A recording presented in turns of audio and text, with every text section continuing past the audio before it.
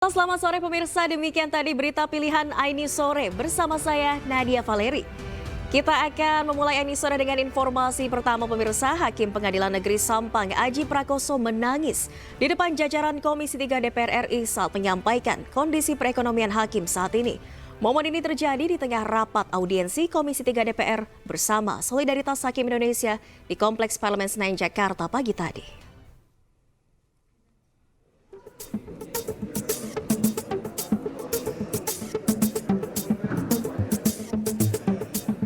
Komisi 3 DPR RI menerima audiensi dari Solidaritas Hakim Indonesia di Kompleks Parlemen Senayan, Jakarta, Selasa pagi.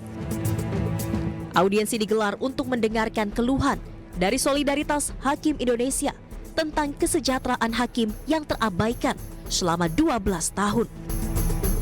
Gaji dan tunjangan hakim tidak mengalami kenaikan selama lebih dari 1 dekade. Di hadapan jajaran Komisi 3 DPR, sejumlah hakim pun menyuarakan keluh kesahnya. Bahkan salah satu perwakilan, Aji Prakoso, Hakim Pengadilan Negeri Sampang, menangis, menceritakan kesulitan yang dihadapi keluarganya karena keterbatasan ekonomi. Sebelum di Madura, saya ditugaskan di salah satu kabupaten di Provinsi Jambi, di Tanjung Jabung Timur. Orang tua istri saya meninggal, Pak. Kami tidak bisa hadir di pemakamannya. Dan ini tidak cerita saya saja. Ini cerita rekan-rekan saya yang lain juga seperti ini. Memang di dalam persidangan kami sering disampaikan, saudara yang mulia, pimpinan majelis hakim yang mulia. Tapi ada prinsipnya, kami juga seorang manusia biasa.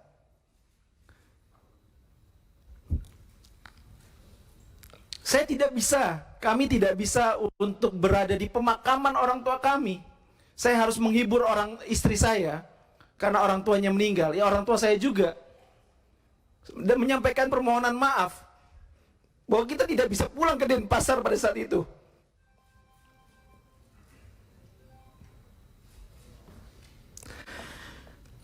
Dan ini tidak sedikit yang dirasakan oleh rekan-rekan hakim. Tidak sedikit yang harus berpisah, akhirnya bercerai dengan pasangannya karena persoalan ekonomi ini.